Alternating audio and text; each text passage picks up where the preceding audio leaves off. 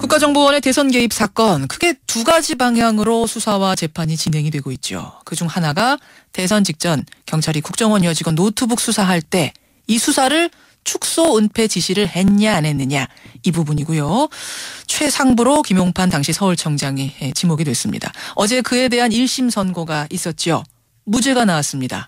민주당 국정원 선거 개입 진상조사특위 위원장 맡았던 신경민 최고위원 연결을 해서 어제 판결 들어보도록 하죠. 신 최고위원님 안녕하세요. 네, 안녕하십니까. 신경민입니다. 결국 재판부는 김용판 당시 서울청장이 경찰 수사 방해하고 축소 은폐하려는 의도는 없었다라는 결론을 내린 건데 네. 어떻게 보셨습니까? 지금 오래전부터 저희는 기소 이유죠. 작년 6월 기소 이후부터 무죄 프로젝트가 가동 중이었다라는 여러 가지 증자가 있었거든요. 그래서 무죄를 내릴지도 모른다는 마음의 준비는 하고 있었습니다. 그런데 이렇게 사실 막상 나오고 보니까 충격은 가실 수가 없습니다. 무죄 프로젝트라는 지금 말씀을 하셨어요. 네네.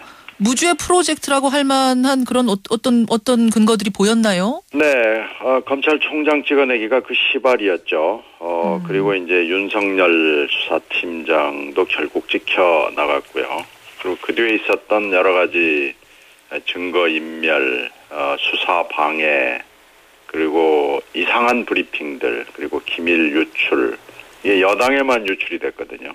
아하. 이런 것들이 이제 배후 책동이 꾸준히 있었고요. 그러니까 권은희 과장의 그 진술이죠. 이걸 증거로 채택하지 않으면서 권은희 과장은 완전히 거짓말쟁이고요. 공명심에 들떠서 이 말 저 말하는 출세주의자로 해석을 했고, 여기에 이제 야당과 제야 세력이 일부 가담을 해서 정신없는 짓을 했다는 결론이 나온 거거든요. 알겠습니다. 그런데 재판부가 네. 공개한 설명 자료를 보면 네. 검찰이 증거로 제시한 권은희 전 과장의 진술에는 신빙성이 없다. 왜냐하면 권 과장을 제외한 다른 증인들, 수사 경찰관, 수사관 여러 사람들이 있을 텐데 그 많은 사람들 다수는 이 피고인 김용판 청장이 부당 개입하지 않았다고 똑같이 일관되게 진술을 한다. 네. 그렇다면은 권 과장의 진술은 가끔 오락가락한 적도 있고 게다가 한 명이고 다수의 진술과 정반대되기 때문에 이럴 경우에 다수를 옳다고 할 수밖에 없지 않겠느냐. 이게 가장 중요한 어제 판단 근거가 된 것 같은데요. 네, 그렇죠. 내부 고발자입니다. 권 과장은 다른 얘기로 하면은.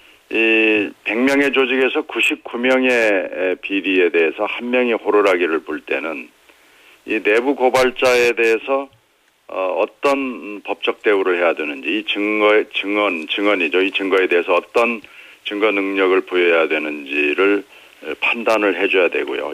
지금 이 수사 라인에 있었던 사람들, 지휘를 받았던 사람들의 오락가락한 부분도 국정조사 과정, 재판 과정에서 아주 많습니다.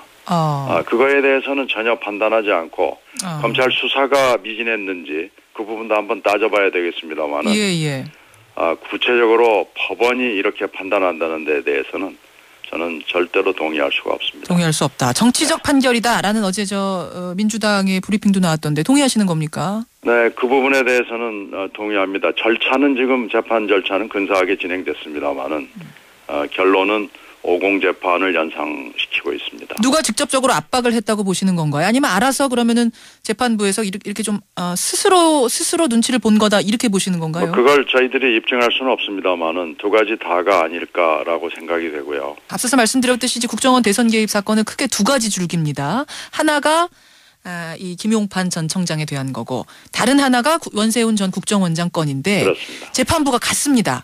네. 따라서 원세훈 전 국정원장 건에도 영향을 미칠 것인가 아닌가 이 부분 어떻게 보세요? 네, 엇갈리는 관측들이 있지만요. 증거 판단을 이렇게 하는 재판부라면은 저희들은 매우 위험하다고 봅니다. 비슷한 결과가 나올 수도 있다고 보시는 거예요? 가능하다고 봅니다. 그렇게 보세요. 그러면은 이제 항상 나오는 얘기가 민주당에서 계속 주장했던 게 특검 아닙니까? 특검? 네. 계속 지난해부터 주장했지만 사실 이루어지지 않고 있고요. 재판 결과 다 보고 나서 하자는 게 이제 여당 주장이고 이 상황에서 특검 어떻게 해야 된다고 보세요? 제대로 특검을 한번 해보는 것 외에는 지금 방법이 없다는 것이 다시 자명해진 거죠. 이 부분을 오늘 저희들이 의원총회를 통해서 다시 강조를 할 거고요.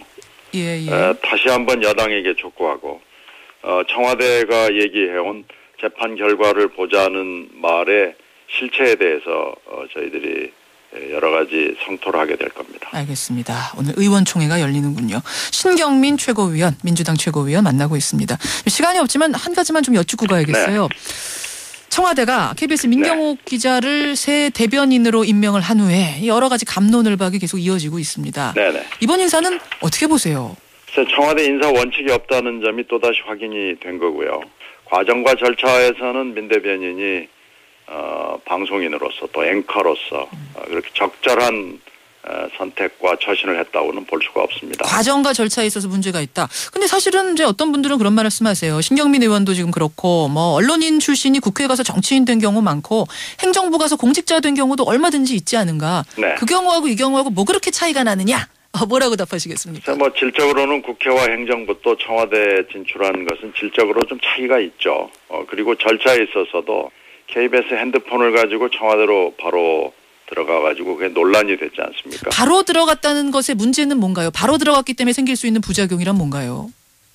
그게 이제 언론사와의 어떤 관계 설정에서 또 자기가 몸을 담았던 조직, 그것이 KBS고 공적인 조직이고 언론이니까 예. 이런 점에 대해서 오해를 살 만한 일들을 하나라도 줄였어야 되는데요. 아하. KBS가 지급한 핸드폰을 가지고 바로 청와대로 갔다. 번호도 교환하지 못했다라는 것은 개인적 처신에서 좀 문제가 있는 겁니다. 그 말씀은 KBS의 앵커를 하면서 생긴 그런 이미지를 사적인 용도로 이용할 가능성, 네. 했지 않았는가 하는 가능성 하나, 또 하나는 정부가 계속해서 그 사이에도 접촉을 했을 텐데 그러면서 뉴스를 진행하고 그러니까 뉴스에서 이제 리포트를 하고 편집을 하고 이랬을 가능성, 이것의 문제점 두 가지를 다 지적하시는 건가요? 네, 그렇습니다. 이게 자신이 몸을 담았던 언론사 KBS에 대한 영향이 끼칠 것이 너무 크기 때문에 예. 그 부분에 대해서 좀 배려가 적지 않았나라고 생각이 됩니다. 보통 언론인들이 진출을 많이 하지 않습니까? 네. 진출을 하는데